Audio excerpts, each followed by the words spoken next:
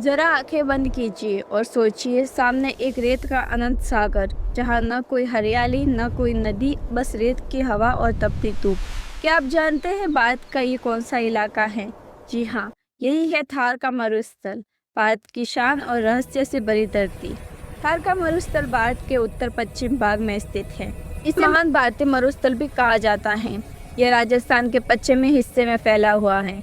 इसके कुछ भाग हरियाणा, पंजाब और गुजरात तक भी पहुंचते हैं और इस मरुस्थल का थोड़ा सा हिस्सा पाकिस्तान में भी जाता है। क्या आप जानते हैं थार मरुस्थल की कुल लंबाई और चौड़ाई कितनी है? थार की लंबाई लगभग 800 किलोमीटर और चौड़ाई करीब 480 किलोमीटर मानी जाती है। कुल क्षेत्रफल लगभग 2 लाख वर्ग किलोमीटर तक फैला हुआ है।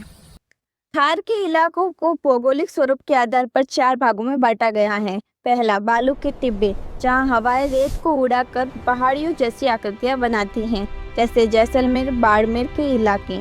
दूसरा, मैदानी क्षेत्र, जहां रेत कम और भूमि थोड़ी समतल होती है। यहाँ खेती बाड़ी भी कुछ हद तक संभव है।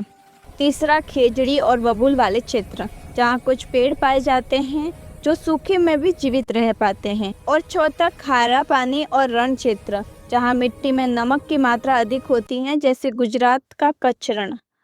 थार का मौसम अत्यंत कठोर है। गर्मियों में तापमान 50 डिग्री सेल्सियस तक पहुंच जाता है और सर्दियों में 0 डिग्री सेल्सियस तक गिर जाता है। बारिश की मात्रा बहुत कम होती है। साल भर में औसतन केवल 100 से 500 मिलीमीटर वर्षा होती है। क्या आप सोच सकते हैं इतनी कम बारिश में भी लोग कैसे जीते होंगे? यही तो थार के मरुस्थल की सबसे बड़ी विशेषता है।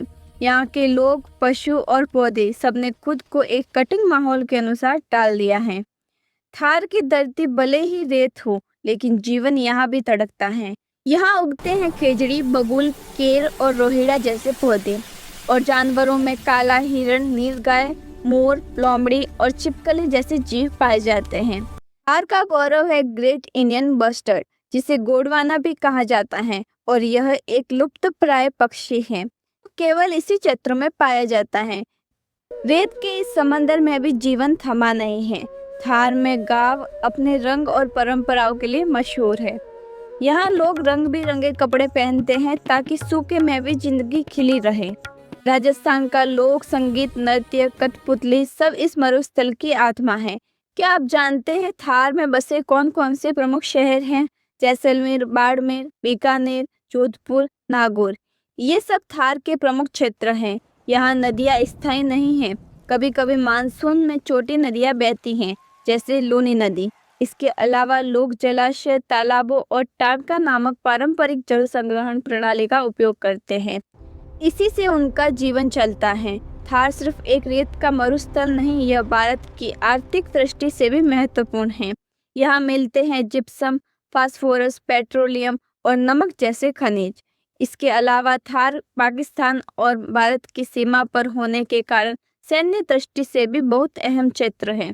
आज थार में बदलाव आ रहे हैं। इंदिरा गांधी नहर परियोजना ने यहाँ पानी पहुँचाया है, जिससे खेती और बस्तियाँ दोनों बढ़ी हैं।